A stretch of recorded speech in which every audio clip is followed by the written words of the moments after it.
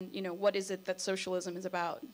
Lukacs himself says, in a very naive way even, like Hegel was simply wrong, that Hegel described what Hegel renders as the logic of the dialectical process is the process of liberation, emancipation.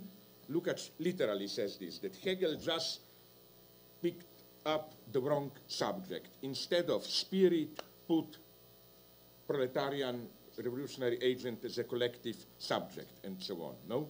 I think that, that precisely Lukacs is not Hegelian there. That the way he reads it, and it's interesting where Marx refers to Hegel in that way, it's mostly Grundrisse. You know, Marx is this fragment in Grundrisse, pre-capitalist formations.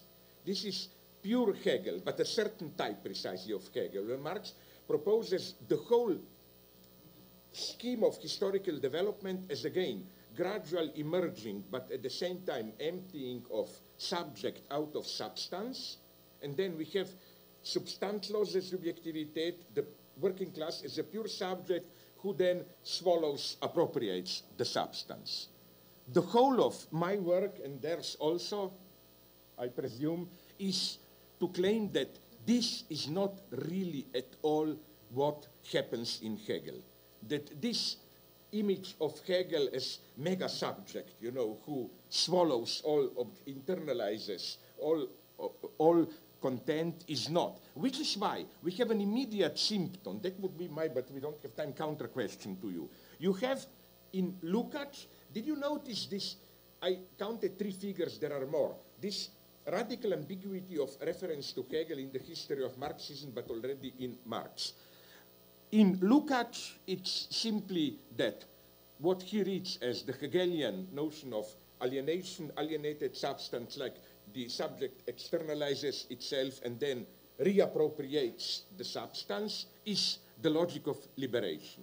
Now, although they are usually considered as part of the same tradition, what you find in Adorno and in the mainstream of Frankfurt School, already in Herbert Marcuse,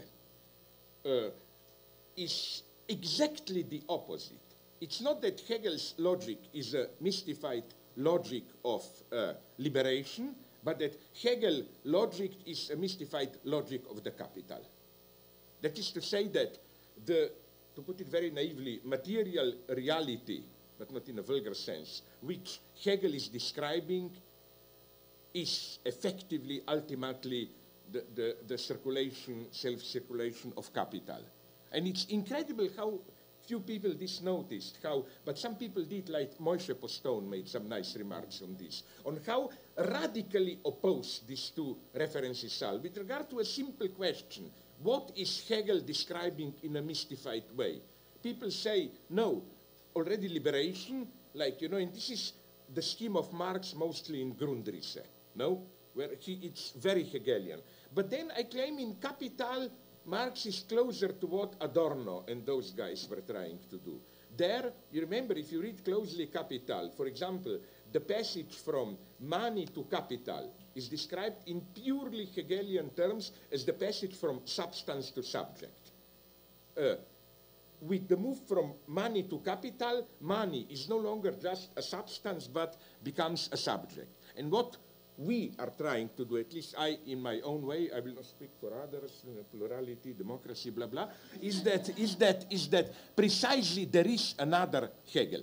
That this image of Hegel who, you know, first you throw it out, then you want to swallow it all, is not at all this. That what Hegel calls Versöhnung, reconciliation, is something much more even pessimistic. It's like accepting a gap, a defeat, and so on.